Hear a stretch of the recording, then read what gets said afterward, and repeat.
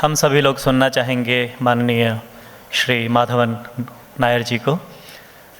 माधवन नायर जी, हम आपको बताना चाहेंगे, आप उस भारत को रिप्रेजेंट करते हैं जिसके कारण हम दुनिया भर में कॉलर ऊपर कर कर घूमते हैं। We really honour to have you in this programme. Please give us your words of wisdom.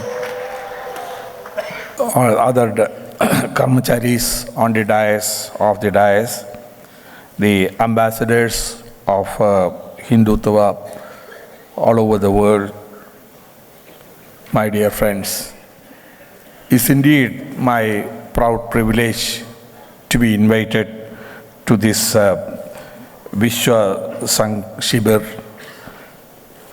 In fact, I'm really happy to see that a large number of people representing and working in spreading the knowledge and the culture of the Hinduism all over the world. Well, I think this is one occasion on which we have assembled here, as you heard from the Secretary, that the 5 days have been very productive on various aspects. There were discussions and debates, and I'm sure you'll be able to carry this knowledge back home. Well, on this occasion, I would like to only remind you of our ancient heritage and what we had in the past and where we are in the present in terms of the human civilization. Perhaps the first organized human society came into existence in our continent, and we can all be proud of, we have got such a great lineage, and we can all be proud of the knowledge what we had those days. I'm talking about the Vedic period. The knowledge which existed in Bharat was uncomparable. It was the topmost in the world. How that knowledge was acquired, it is still a mystery. Of course, we know that Rishi Paramparas who were attributed with generation of the knowledge, and then how they have applied for the society. The well-organized town planning which started is perhaps the unique example. When others were living in caves, we had nice dwellings, drainage system, healthcare systems and all well organized in the townships in India. Then came about the agricultural practices. Perhaps again we have set the example. Going further, the Ayurvedic form of medicine, the achievements what we had those days and what is being continued even today, it is world class. Then look at the astrology. Of course, I won't term astrology as a science, but the scientific computations behind the astrology was very unique. In fact, the movements of the stars, planets, and all the objects, celestial objects which were visible those days were mapped, and the trajectories of that has been very precisely tabulated. The aspect angle of the stellar combinations and the eclipses which were predicted, etc., were so accurate. Those equations, even today, it holds good. You know, those days there was no telescopes, there is no microscope, there is no computers. But in spite of that, the observation capabilities of the rishis, the concentration which they had, and the power of the mind which has exposed the secrets of the universe. We can be really proud of that. And perhaps again, if you look at the healthcare, not only the Ayurveda, you know what we have achieved in terms of surgical practices and all. The roots of plastic surgery could be traced in the ancient scripts. But this kind of innovation, inventions and knowledge build-up has been there in the early phase. But unfortunately, we did not have written documentation on that. Only way this knowledge was transferred was through the word of mouth. And of course, that had its limitation. But in spite of that, what is contained in the Vedas and Upanishads, They are really a rich knowledge base compared to even modern standards. Well, then came the writings and so on in 500 BC onwards, and perhaps these activities continued vigorously all the way up to 600 AD. But after 600 AD, it has been Bharat has really gone through the dark era. The invaders, they have oppressed all the initiatives, all the intellectual activities in this continent, starting from the Mughals and coming to the Europeans and finally the British. They have killed all the Bharat, what we had, even including our education system was destroyed by these invaders. But we don't have to be really concerned about that. What we have seen after independence is remarkable. Today, every one of us can be proud that we have shown that we can do world-class science and technology and also world-class management in this country. The examples what you see in the agriculture field, the atomic energy, the space, defense, these are classic examples of what we can do and what we can achieve. You know, in 60s, we were importing food grains, though our population was only half of what we have today. But the green revolution which has been brought in by Dr. Swaminathan and his team has really enabled us to achieve self-reliance in the food grains. About the atom, I don't have to tell you, you all know we have deciphered the mysteries of atom, how to crack it, how to use the energy released for peaceful applications initially, and later when the need came, we have even configured it as a weapon. This without any foreign assistance. Look at the space program. We started 20 years late compared to others. The other countries like Europe or America, Russia had the advantage of their military programs in making missiles and so on. And from there they spun off to the space research. Whereas we started from scratch in 60s, and today we are a world power as far as space is concerned. Our rockets, our satellites, they are very powerful. In fact, we have using these satellites very uniquely for societal application. That's very, very particular achievement of India.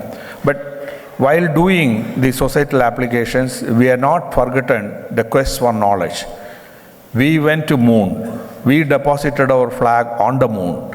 And for the first time in the history, we have found there is water on the moon. There have been some slokas in some of the ancient scripts indicating the presence of water. There were some scientists who believed there could be water. But the NASA missions which went to moon and tried to explore, etc., but they couldn't find.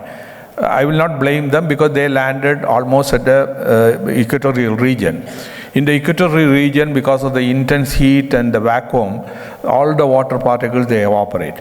But as you go towards the poles, we could find traces of water, and not only traces, in some of the craters, there is millions of tons of water is there.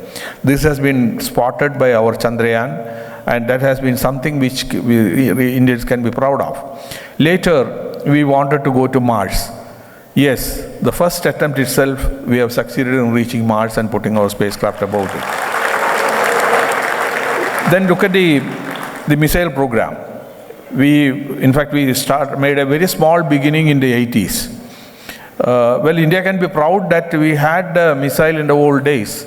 Tipu Sultan has made a small missile which was used against the British Army about 300 years back. But he was defeated, and all those devices were taken away by the British, and there's only one specimen left in the British Museum. But after that again, the dark era continued.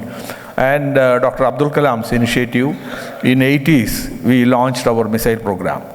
And today, we have got a powerful missile which can reach up to 5,000 kilometers with a warhead.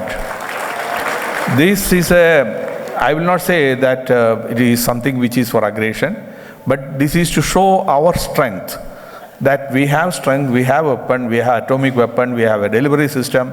So with this, people will hesitate to dare us. So this is something which India can be really proud of.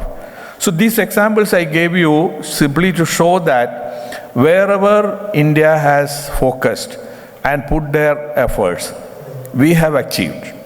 Our Indian brains, they don't have to go to the foreign land to show results. In our own soil, we can do things and we can deliver goods. Now, look at the current scenario. Today, you know, the science and technology is the basic need for the existence of the humankind. Whatever we are enjoying today in terms of the conveniences in life, the facilitators in life, all this has come as a byproduct of the science and technology. So it is essential that we become masters of science and technology. The world leaders in commerce, the industry and innovation, mainly, you know, USA, Europe, Japan, these countries are there because of almost 300 years of scientific research accumulated and the knowledge and their application to solve the problems. That is what gave them the leadership position. But India, as I told you, that we had only a short history of modern science. It may be about 60 years. In these 60 years, what we have achieved is quite substantial. But we had to go much further. Today's culture of buy and bolt, that has to come to an end. The Swadeshi science and technology has to take over. That is very, very important. I am stressing this need mainly because, you know, the world, the Western world, the needs are different, the lifestyle is different, their ambitions are different. Whereas in India, we must recognize, though the wealth is created and is growing at a very fast rate, it is concentrated only at about 20% of the top layer. We have got about 80% of the people below that, and out of that, about 30% of the people are below poverty line. And about 70% of the people are living in villages. If we understand the problems of the villagers and use the science and technology to solve the problems of the villagers, then only we can say that we have done the job. Where we look at squarely, there are issues related to the water, drinking water, all over the place. Then of course the agriculture, we are happy that today we have got enough material to eat. But 10 years down the line, we won't have. A time has come to go in for a second green revolution. Again, using the natural resources like the soil, then the water, what is available only through the rain, about a few days in a year in some places, and some other places it is abundant. So how to harvest water and use it effectively, and how to use the water itself, store it, and then purify it, and so on. Energy security. About 30,000 villages in the country are not having any electric bulb, and they don't have any device which can work based on electricity. And energy security has to penetrate down up to the village level. Then comes the healthcare. Today the healthcare is totally unaffordable by a common man. The Kerala statistics have shown that about 30,000 rupees is what one has to spend if you have to have a good life support system. Who can afford 30,000 rupees in a village? So affordable healthcare based on our ancient knowledge is the need of our. Yes, we know that Ayurveda has proven its effectiveness, but the Ayurvedic practices at different parts of the country are different. There is no standardization, there is no experimentation, there is no documentation. But if you do all these things, that can become a powerful solution for the healthcare. So like that, if you look around, there are many challenges. I will say primarily the energy security, food security, water security, then healthcare, and ultimately the education. These are the 5 sectors where we have to concentrate, and there I am strongly believing it is science and technology only can do that. For investing in science and technology, the genetic the heritage is with us. Starting from our rishis onwards, we had people who could do the inventions and make it practical. And also we have shown in the modern India that we could do that. But this has to be carried forward. We have to train our youth to take on the challenges in the science and technology, have the knowledge acquisition.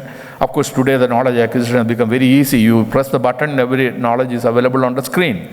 But one should be able to distinguish what is good, bad in that. The teacher should be able to, or the parents should be able to guide the children towards that. And enable the children to have a lateral thinking. They should be able to challenge the existing norms and principles. Then only they can lead to innovation. And that innovation should be targeted towards solving the problems which we see around. What you see a problem in the Northeast region may not be same in Gujarat or in Kerala. So each place requires a different kind of thinking and solution. So that kind of scientific way of thinking has to be inculcated right at the beginning. I will not concentrate only on the basic sciences like chemistry, mathematics, physics, but beyond that, even in a political system, a scientific thinking is very much essential. You have to observe things, you have to analyze things, and then try to see what are the issues in front of you, and what are the possible solutions of that, what are the merits and demerits of that. From there, you try to see within the given resources how to come out with a workable solution within the time frame which you are looking for. So that's the kind of scientific temper which has to be created in the new generation. That is where I stressed about education. In the education field, again, the strong relations which existed in the Gurukula system, what we can be proud of, today it is absent. Perhaps that is one big contribution British has done. They have destroyed our Indian education system, and they try to index something which is useful for producing the clerical people for their empire. And today, the history is not any different. The school education is so stereotyped. At the end of that, today, 90% of the people who come out of the colleges, they want to be, I would use a very strong word, computer coolies. This is not the way to go about. The skill and knowledge should be put to use for solving the problems of the common man. That should be the motto for the youth, and I'm sure to be able to succeed. Of course, we have got representatives from all over the world sitting here. You have access to modern means of knowledge, modern means of learning, modern technology, and so on. How this can be transfused with the Indian colleagues, and how we can bring out a vibrant system for taking our Bharat to a developed nation within the shortest possible time. That should be our dream. With these few words, once again, I wish all of you, I greet you, and I send warm message for the new year, as well as carry the message back to your countries and rope in more and more people and attract them towards the great philosophy of Hinduism. Thank you.